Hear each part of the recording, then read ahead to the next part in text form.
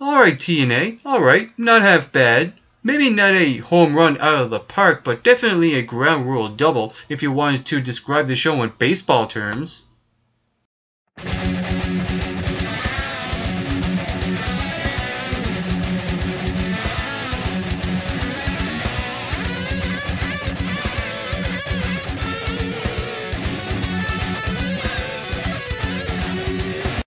When I look at TNA Hardcore Justice last night, overall I thought it was a solid to decent show. There were things I really enjoyed about the show, but there were also things that I didn't like and really left a sour taste in my mouth, and I will explain all that later on this review. But I will say this, at least TNA delivers us wrestling. One of the big aspects I really liked about the show is that we got 3 matches in 1 hour. That is something the WWE doesn't even have the balls to do. And not only that, WWE doesn't even have the balls to actually start off the show with a match. What do? They do a promo every single freaking week. I'm sick and tired of it. But you know what TNA does? They do the exact opposite. They start off with a match. Take that, WWE. So the first match of TNA Hardcore Justice was Bram vs. Abyss in a Stairway to Janice match. And I thought overall this match was not bad. You know, I didn't think it was outstanding. I didn't think it was trash. It was kind of somewhere in between. It was a decent way to kick off Impact. Yes, I will admit that this match was definitely brutal. It did have its brutal moments. You had Abyss going through the platform of barbed wire, and so did Bram. There were moments with the ladder, there were moments with chairs and trash cans and stuff like that. Yeah, this match was brutal, but this match also came across as very cheesy. You could tell this kind of had Vince Russo's fingerprints written all over it, based on the stipulation name, Stairway to Janice. I mean, how can you not think of Vince Russo? It's just one of those things. And yes, this match did have its cliched and predictable moments. You know, there's going to be a black hole slam here through the thumbtacks. There's going to be someone falling off a ladder here, someone falling off the ladder there, and all that. You know, this was kind of entertaining in a way as well. So I thought this match was a decent way to kick off the show. You have the right go over. You have Bram win this match, winning clean in a dominant fashion, looking strong. And I like it because Abyss really doesn't need any more wins in his career. I don't know even why he's on television anymore. And I like the rub that he gave to Bram. This told me it was like a passing of the torch moment. Bram being the next monster, and I like that TNA established that Bram is the next monster. I like to see more of a monstrous character in his gimmick, but I like the character of Bram so far. I hope they continue with this, and to me this is definitely a sign that the TNA really does care about their future. And then we get into the promo segment where Ethan Carter, Rockstar Spud, and Rhino come out. Ethan cuts a promo and he talks about what happened to Dixie Carter, what happened to him last week when he got arrested, and how he thanked Kurt about jailing him. It kind of shed new light on his perspective on everything, and then he turns around and blames Rhino for what happened to Dixie Carter for not being there for Dixie Carter. And Rhino comes back and says, "I'd rather be dirt poor rather than stand here with you. You can take your money and shove it up your ass." I thought Rhino was really over the top here. It was funny how the way he reacted when Ethan Carter blamed him. It was very corny, and it was like he was trying to stage a surprise element in his reaction. It kind of felt awkward, weird, and funny, and really over the top. He was nowhere near the level of acting with Ethan Carter. His voice was cracking up. It was almost like he was too passionate while he was talking. It was just really funny to watch him. And it was also funny that Rockstar Spud was trying to play the peacemaker, and he really couldn't do anything. And I like it, you know, when Rockstar Spud is in the ring, he always makes the most out of even when he's limited to what he was supposed to do. So I thought Rockstar was great. Rhino was just over the top. And Ethan Carter was actually really good here. We saw a new side of Ethan Carter. He actually beat up Rhino, a guy who's actually bigger than him. To me, that was surprising as well. And I also like that TNA has kind of shed light on the future and trying to focus on the future in developing new stars. And I think they accomplished that here, not only in the first match but with Bram, but with this promo, with this segment with Ethan Carter. So definitely a big plus on the part of TNA. Absolutely, hands down, the match of the night was the X Division Championship match between Samoa Joe and Low Ki. This was great. Almost close to perfect, and I don't think it was. It was still really good to watch. Now, these two gel very well together. Their chemistry is excellent. And the reason why I believe that's true is because of the long history that these two guys have. This match could have went on a little bit longer to make me say this was outstanding, but it was still really good to watch. I like the little things in this match. When Samoa Joe hits a shoulder block, he makes it look devastating. He makes a simple basic move look dominant, like devastating as heck, and the fans just pop for one simple move. Those little things to me really matter in the match. So with all that being said, there were some really great things about this match that I really enjoyed. There were good spots in this match. And the storytelling was kind of cool as well. I like the commentators mentioning that these two do have a long history. My only little nitpick is that they could have waited out this match to build it up maybe a little bit longer, a little bit of hype, to really run down from the year they started to where they are now, and do maybe video packages of how those two careers have paralleled, and now they two meet each other in this match. That's something to me could have been done for this match. Maybe they could have weighed this out and hold it off to build it up, to create maybe a little more hype because of the big history that they have.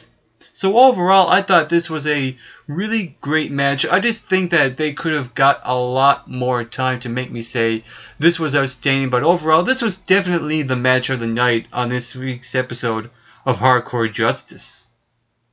And then we get into the I Quit match between Sam Shaw and Mr. Anderson. I thought overall, this match just kind of fell flat on its face. I mean, you had that lame ending where Sam Shaw taps or says I quit to a simple armbar from Mr. Anderson. I thought that was really lame and failed in execution and delivery for this match. Here you had Gunner come in even before Sam Shaw quit, so the execution from this match was completely way off. But I thought this was probably the best match that Sam Shaw and Mr. Anderson have put together on screen. Their chemistry was a little bit better than their matches that they had in the past, but even that's not saying much, and this is definitely not the best I Quit match. This match just kind of felt like it was just there on the show. So I think really what should happen, because Mr. Anderson is still a face, and you have Sam Shaw trying to be a face and Gunner helping Shaw, who is also a face, someone should really turn heel. Maybe the logical thing to do is to do the obvious, Sam Shaw goes back to his heel character, or you can have a twist. Maybe Gunner turns on Mr. Anderson because he would probably get sick and tired of the bullshit that Anderson is not wanting to be friends with Shaw because he's mentoring Shaw. So something like that maybe. So overall, you know what? I think these three can do a lot better if they're given the time necessary to put out on TV. So we get to another promo segment on Hardcore Justice, and that was a promo where the Hardys came out, and so did the Dudleys, and they talk about this idea that they have to advance their legacy in the tag team division in TNA. They say that the TNA tag team division has high hopes, and they hope to become new champions once again, but they're missing that one piece of the puzzle. And they were the tag team champions, the Wolves. basically they accept the challenge. And this whole segment was based on an idea that the Hardys and the Dudleys have, and we never got that in this segment. To me, this felt like this ended abruptly and we never got what I wanted.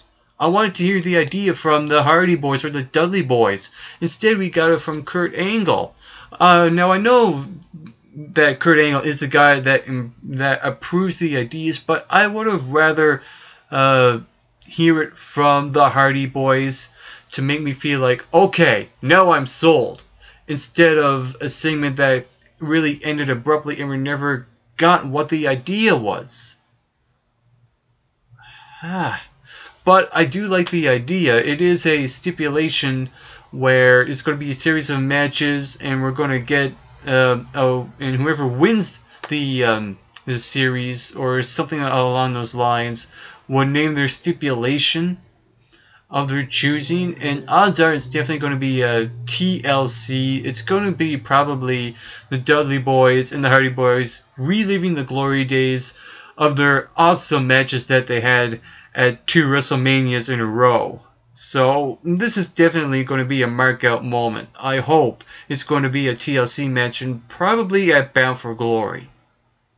And then we get into the match between Gail Kim and Angelina Love for the Knockouts Championship in a last knockout standing match. This match was okay.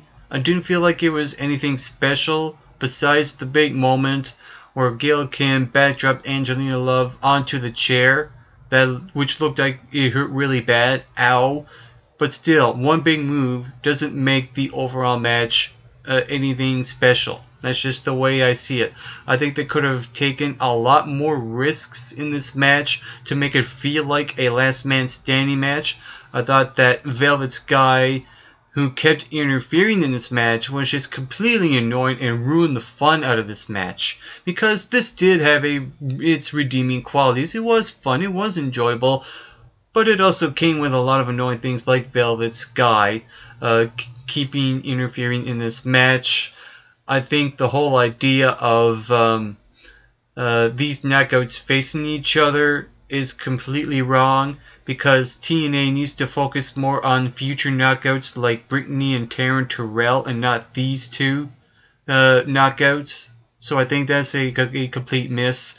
And also having, although I will say it does make sense for Gail Kim to win this match, because it seems like that TNA is trying to focus now on a storyline between Velvet Sky and Angelina Love, which is okay, but still, TNA needs to bring out new knockouts to the forefront instead of having the same old knockouts every single time. It's ridiculous.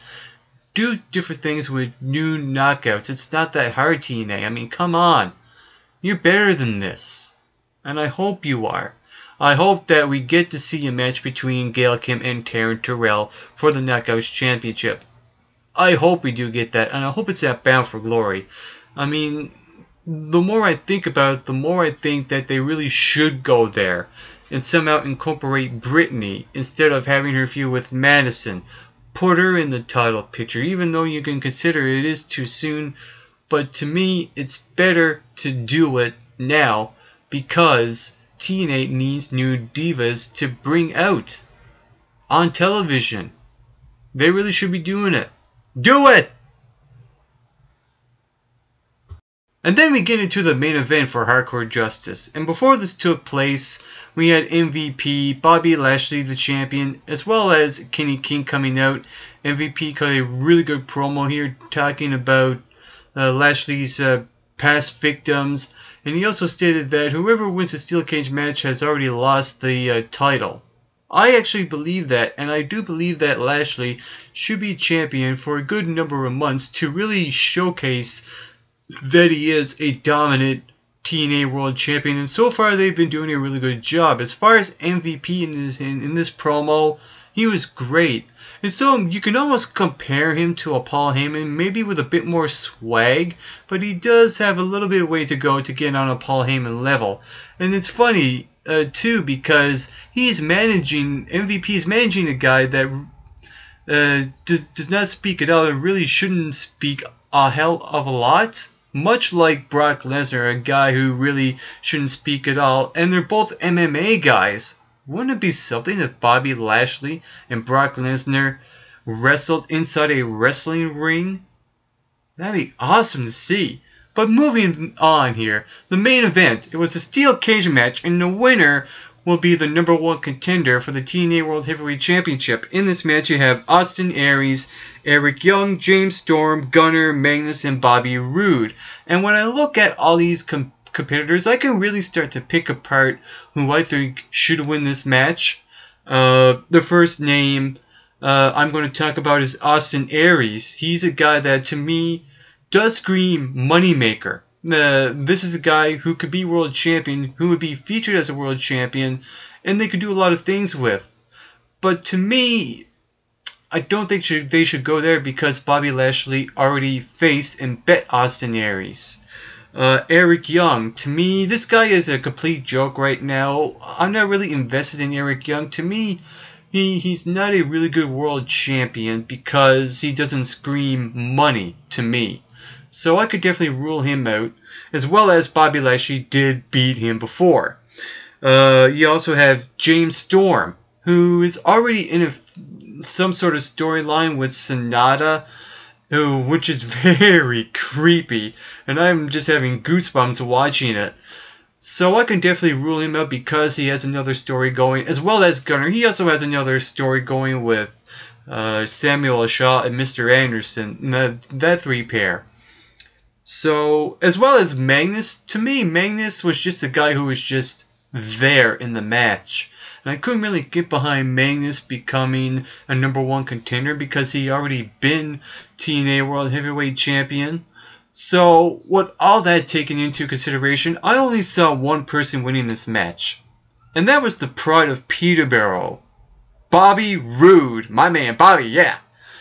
Because, to me, he's a guy that really should get another shot at the title, and it's been long overdue that he gets a shot at the TNA World Heavyweight Championship, and it would be the right way to go because of how TNA has been building Bobby Roode as the next contender for the championship against Lashley. There was a storyline going on with him and MVP, and they're going to somehow tie that in, hopefully, with Bobby Roode, and it should play out very well. I hope that it does.